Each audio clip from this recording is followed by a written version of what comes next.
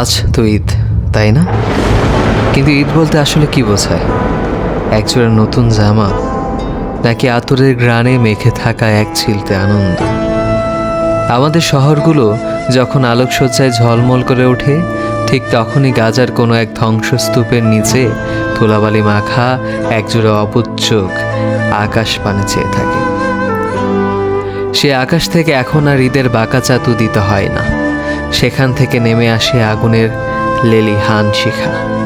Beirut থেকে দামেস্ক, Tehran থেকে গাজা, শিশুদের শৈশব সেখানে বারুদের গন্ধে ভারী। একদিকে ইউক্রেনের শিশুদের যেমন সুযোগ হলো না একটু আহ্লাদে প্রিয়জনের সাথে ক্রিসমাস পালন করার, তেমনি মিনাবে স্কুল পড়ুয়া মেয়েগুলোর ঈদ পিষে মরল পোড়া স্কুল ব্যাগ আর কিছু রঙিন স্বপ্নের সাথে।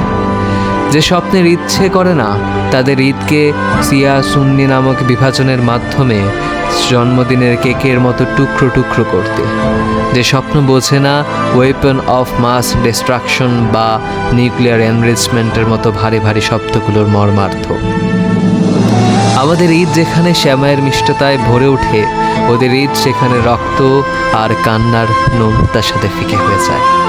ওদের কাছে ঈদ মানে হয়তো একটা রাত বেশি বেঁচে থাকা, ঈদ মানে হয়তো আকাশ থেকে বোমার বদলে এক মুঠো শান্তির প্রত্যাশা।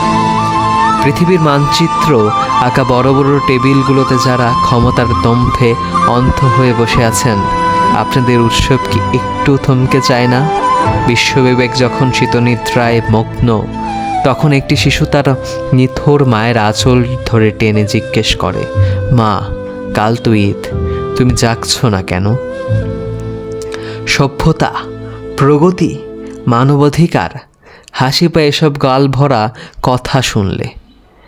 যখন লাশের স্তূপের ওপর দাঁড়িয়ে শান্তির ভাষণ পড়া হয়, তখন সেই বিদ্রুপের হাসি প্রতিধ্বনিত হয় ধ্বংসপ্রাপ্ত প্রতিটি অলিগলিতে।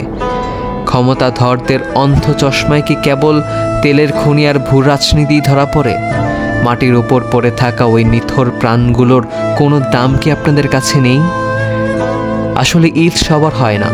যতক্ষণ না ওই ধুলো মাখা মুখে একটা নির্ভয় হাসি ফুটছে, যতক্ষণ না আকাশের আগুন থমকে গিয়ে এক ফলিত রূপালি চাঁদ উঠছে, ততক্ষণ আমাদের এই উৎসব কেবল এক মিথ্যে অভিনয়।